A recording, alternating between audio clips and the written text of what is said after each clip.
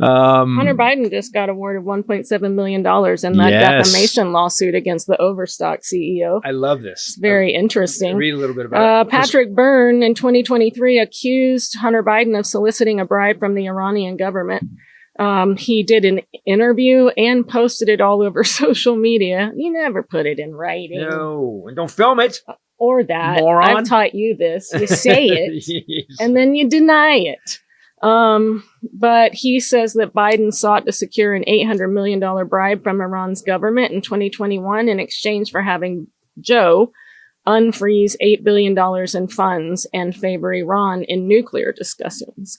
The judge, a U.S. district judge, ruled that the guy had ample facts. It's not something that Republicans seem to care much about, but he had ample evidence and facts that it was not true. Right. And still said it anyway. But don't you find that that's the Republican playbook now? I do. Like at least when Lindsey Graham reminded me of John McCain. John McCain, say what you will. You know, he was conservative. You didn't agree with him maybe at the base level, but he's I think he was the last old school Republican that was like, no, we do the right thing. Like that. I'll never forget the day that lady was going, Obama's a Muslim. And he grabs, no, ma'am, he's not. He's a good Christian. Give me the mic. Yeah. No, you're wrong. I know the man. I don't agree with him on policy, but he's a good man. And we are even at that point, I was like, holy shit, who is this? Well, Lindsey Graham and he were best friends. Right. And they were known kind of as frickin' frack in the Senate. And they ruled similarly. They hung out together all the time. There's a clip of Lindsey Graham in the backseat of a car talking about what a good man Joe Biden is. Yep. And Lindsey Graham was that. John McCain dies. And Lindsey Graham is still in that camp going on huge interviews and saying Trump is the devil. If we elect him as president, what did he say? He's going to he's going to destroy the country and we'll deserve it. So it's in the Armageddon update. Then he goes and plays golf. And one time. And it's never been the same since. You have to so what happened on that golf thing? Because Lindsey Graham went from fuck this guy to this is my dude. What? Like, how do you go from that in one golf trip? I would say blackmail. Or money, or just flat out money. I don't know. He had some blackmailable components to his life. Well, I got to be blackmail. Is that a word? Mail. Blackmailable. I think it was cracker mail. We just call it cracker. We had talked to someone that was very heavily connected in the conservative and Republican Party at one time. Yes. Before defecting. And that person told us allegedly that Lindsey Graham at the had started dating a 16 or 18-year-old boy. He was 15. Oh, wow. At the time that he started dating this boyfriend. This is all alleged. This is all hearsay from someone else. It's alleged hearsay. And we shouldn't even be talking about it. We weren't allegedly told this. We were definitely told this. 100%. I was standing there. This person who was well connected said that it was widely known that he liked boys and he liked them younger. And so I've always wondered if that was true and if that was what changed him so drastically in one day. Well, again, we're just speculating, but if that was true, the irony of Trump using that against Lindsey Graham is really, really funny. Well, isn't that what this whole Epstein thing is? Yeah, that's all it is. And can I point out that the Epstein thing, because that was the whole point of this Armageddon update, was that the Epstein thing continues to roll.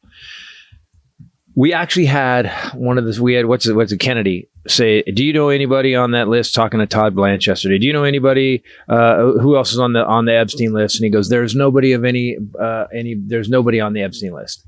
Okay. And my thought was, okay, if there's no one on the Epstein list and no one has committed any crimes, why are you withholding 3 million pieces of evidence? Explain that to me. If everything's cool and the president did nothing, why not release the files? Well, JD Vance tried to, on Rogan, say, he basically went on to deceive us even further about the Epstein scandal. He said, people say the president was forced into releasing the documents. Like, again, the idea that Donald Trump could not have just killed that legislation, especially in the United States Senate, is just a joke, which is actually false. That's actually not how the system Joe is built. Rogan did not call him on this. But in reality, a former friend of Epstein's desperately tried and ultimately failed to kill that legislation that forced the DOJ to release the files. So I want to point something out. How is JD Vance? I get that Joe Rogan doesn't know how the system works. But how does the fucking vice president not know that once the legislation passes, because they just passed the Housing Act without the president's signature? He needs to sign it. It's still a law. Marjorie Taylor Greene, who came out and said that Trump scolded her. He was furious at her for pushing for that release. And he told her, the direct quote was, "My friends will get hurt," was the direct quote. Also, Nancy Mace, I believe, walked out crying after seeing the evidence. But she was called directly to the Situation Room. Yes, like to a place where no one stopped voting to pass this legislation.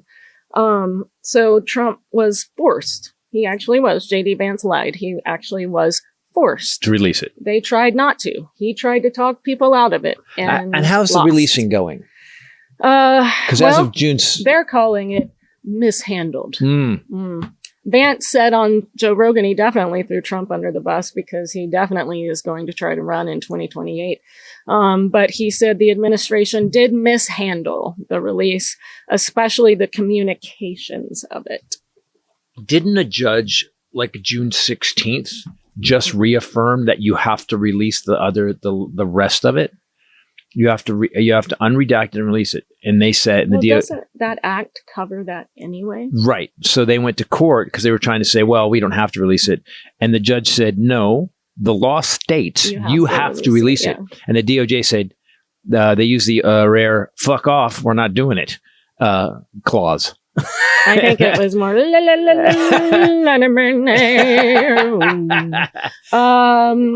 They also, in the records that they did released the survivors' names. They did not redact the victims, which is protocol across the board in any court document release.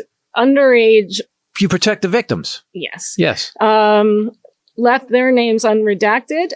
Conversely, redacted the names of multiple powerful and wealthy men. So the people that were doing the raping got their names blacked out. That would be right. But the people that got raped had their names revealed. That's correct. So we did something a couple weeks ago. I don't know if it was last week or the week before, where I kind of went off about how we, on the Democratic side, you guys, I keep hearing both sides, which, by the way, both sides is such a coward's argument, because what basically, you just don't have the balls to go, fuck, I was wrong to vote for the guy who's fucking up everything from gas prices to inflation, who wants to do his daughter. That you don't have the courage or character to just go, I fucked up. That just sounded like one of the Three Stooges. Yeah. See? Yeah. So not only are you a coward, but you're also stupid. And here's the thing. The more you continue to back this guy, the more cowardly and stupid you stay. So by continuing to deny that this guy's a fuck up and a failure, you continue to be a fuck up and a failure. However, when it comes down to what this guy's done, and that thing I did was saying that the Democrats, we get rid of our guys. Menendez is serving, he had some gold bars and less than $1 million in cash. Guess how much time he's 11 years. And we support that. Yeah, good. Keep his ass in jail forever. And if anybody, he endangered our country. Any Democrat touched a kid, get the fucking jail forever.